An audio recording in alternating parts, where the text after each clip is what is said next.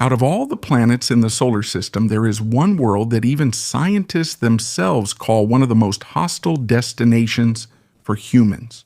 It's not as famous as Mars, nor is it as big as Jupiter, but because it's so far away and so difficult to reach, the journey going there feels like slowly losing your humanity while you're still alive. That planet is Uranus.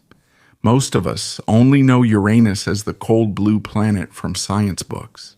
But in real life, it's one of the most extreme places that humans can imagine.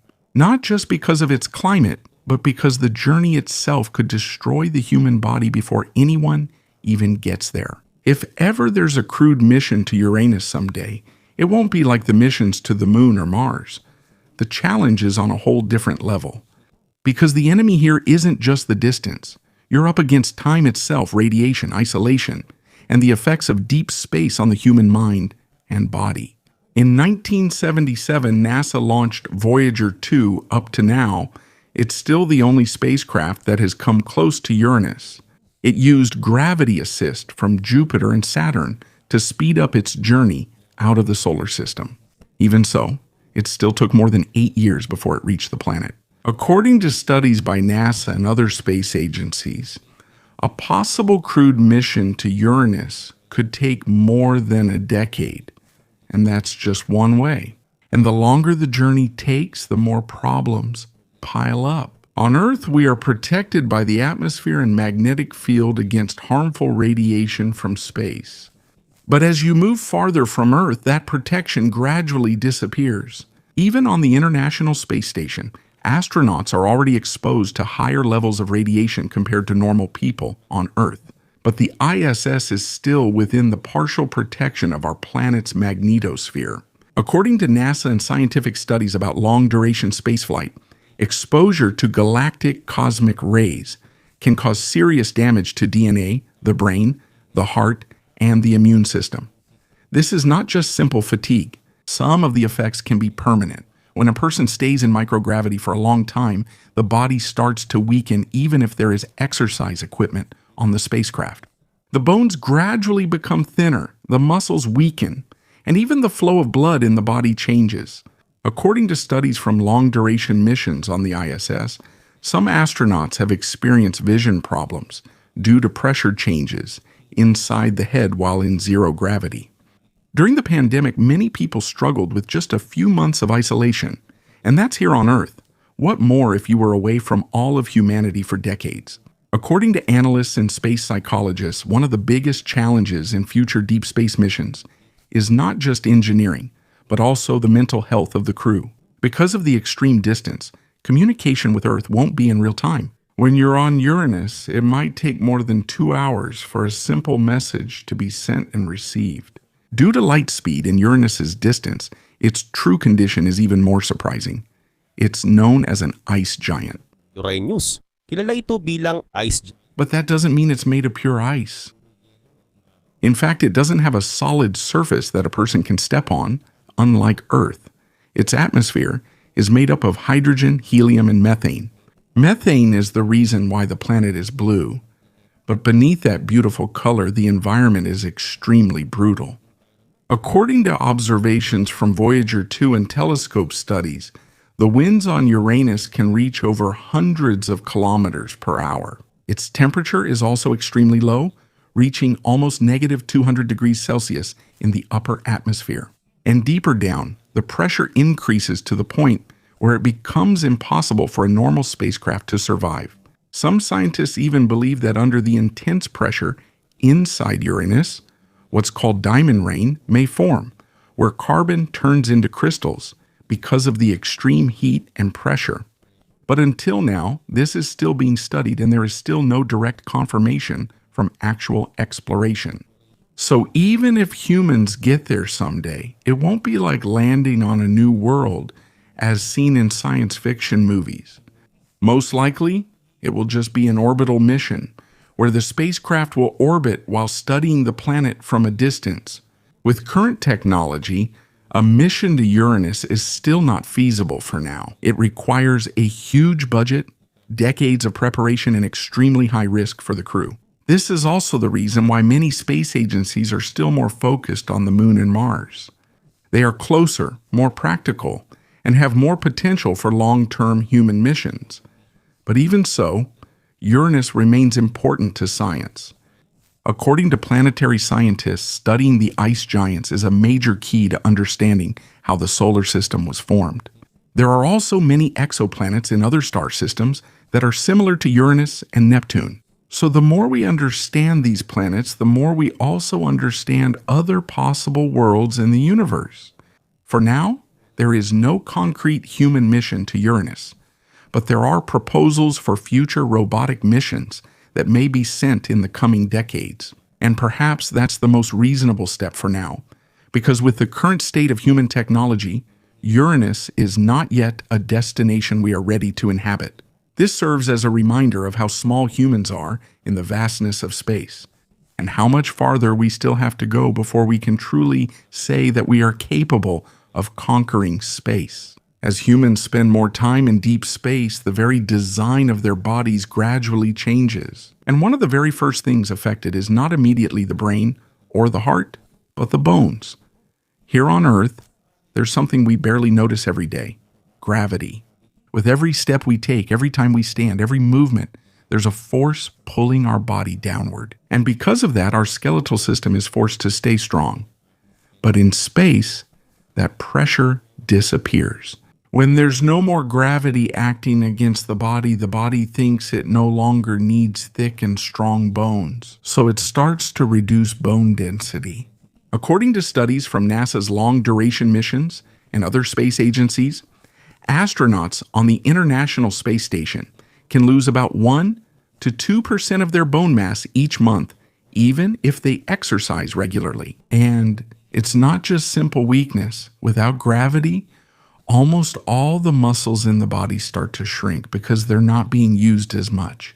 The legs, lower back, core muscles, all the important ones for standing and moving on Earth, gradually become weaker. Even the heart, which is also a muscle, is affected. On Earth, the heart has to work hard to pump blood against gravity. But in space, circulation is easier, so the body adjusts. According to some studies about astronauts, there are changes in the cardiovascular system after long missions in orbit. Blood volume decreases and the body has difficulty adjusting when returning to a gravity environment. This is the reason why some astronauts feel dizzy or lose their balance when they return to Earth, even if they've only spent a few months in space. If the journey to Uranus takes more than 10 years, it won't just be a matter of simple adjustment anymore. It's possible that the human body itself will evolve to survive in weightlessness and may no longer be compatible with Earth's normal gravity. But no matter how severe the effects on the body are, there's another quieter danger: the mind. At first, the mission might be exciting, a new adventure, a new frontier. But as the years pass inside a cramped spacecraft, everything changes. According to psychological isolation studies used in astronaut training, even highly trained individuals experience stress, anxiety, sleep disorders, and interpersonal conflict when confined in a limited environment for a long time. And on Earth, test subjects still have an emergency exit. In deep space, there is none, when you're already in the middle of the journey. On the way to Uranus, it's impossible to return immediately. There's also no rescue mission that can arrive quickly. This gets even worse because of the communication delay. Because Uranus is so far from Earth, a simple radio message can take more than 2 hours to arrive. This means that a normal conversation with mission control has a delay of more than 5 hours. And when you finally arrive after more than a decade of travel, what awaits you is not a reward, but a planet that is almost impossible for humans to visit. Unlike Earth or Mars, Uranus doesn't have a solid surface you can stand on. It's what we call an ice giant, but that doesn't mean its surface is made entirely of ice. Beneath its thick atmosphere, there's intense pressure from compressed fluids like water, methane, and ammonia.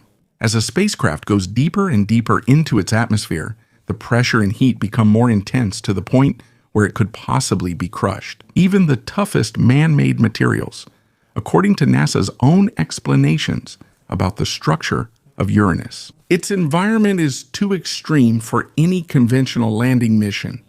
And even in the upper atmosphere, the conditions are already brutal. Uranus is one of the coldest planets ever observed in the solar system. The temperature at its cloud tops can drop to almost negative 224 degrees Celsius. It is even colder than Neptune in some parts, even though Neptune is farther from the sun. At this temperature, just a few seconds are enough for exposed human tissue to freeze. Its atmosphere is mostly hydrogen and helium. It also contains methane and traces of other compounds like hydrogen sulfide, a gas associated with the smell of rotten eggs here on Earth. But on Uranus, smell isn't the main problem. There's no oxygen that humans can breathe. And above all, there's wind. In photos from Voyager 2, Uranus looks quiet and calm. But according to atmospheric observations, there are extremely strong winds on the planet that can reach hundreds of kilometers per hour. That means even if it looks peaceful from afar, it's a world of extreme cold, pressure, toxic gases, and storms that no natural disaster on Earth can match. If there's one thing that's clear about Uranus, it's this: don't be fooled by its appearance. In images from telescopes and Voyager 2, it looks calm, a cold blue ball that's almost motionless. But behind that calmness, there's a raging atmosphere that can destroy almost any human-made technology. According to scientists, it's possible that billions of years ago, it was hit by a massive object that could have been as large as Earth. That impact is believed to be the reason why the planet was knocked onto its side. And because of this, the seasons on Uranus are extremely unusual. 1 year, there is equivalent to 84 years on Earth. This means its orbit around the sun is very slow. Because of the extreme tilt, there are times when one pole of the planet faces the sun directly for more than 40 years. There's no night, no sunset, just continuous daylight. After this, the planet slowly rotates until the other side faces the sun, and that's when the decades of darkness begin. If life was born on one part of Uranus during the period of extreme darkness, it's possible that it could grow old without ever seeing sunlight. On Earth, our magnetic field is well formed and relatively stable. This helps protect us against harmful charged particles from the sun. On Uranus, it's like a chaotic version of this. According to data from Voyager 2, the magnetic field of Uranus is not aligned with the planet's rotation.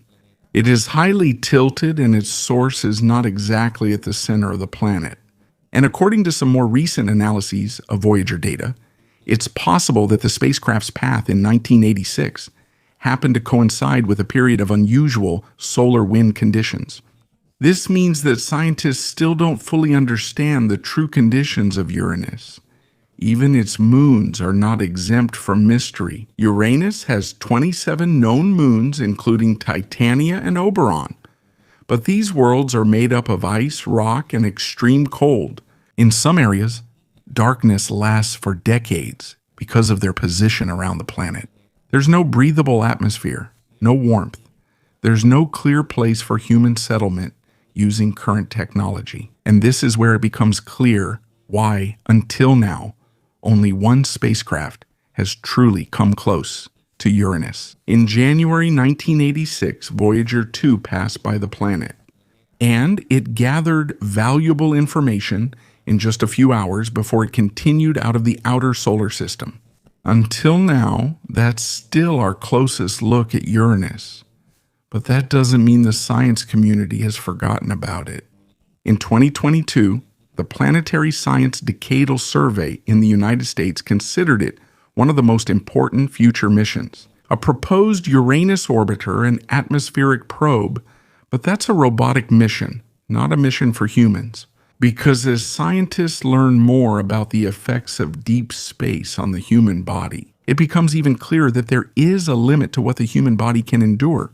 It's possible that humans might be able to survive Mars someday. It's also possible to build more advanced stations near the Jupiter system in the very distant future. But Uranus is a different story. And it's not just because of the distance, but also because the longer humans stay in deep space, the more we gradually lose the conditions that shaped us as a species. Earth's gravity, its atmosphere, the magnetic field that protects life. All of those are part of the reason why the human body works. When you take those away for a long time, you're changing the very design of the body and mind. And maybe that's the most important lesson from Uranus, that no matter how advanced we are as a civilization, there are still places in the universe that weren't made for us, worlds that will remain silent, cold, and full of mystery as they continue to orbit in the darkness of space.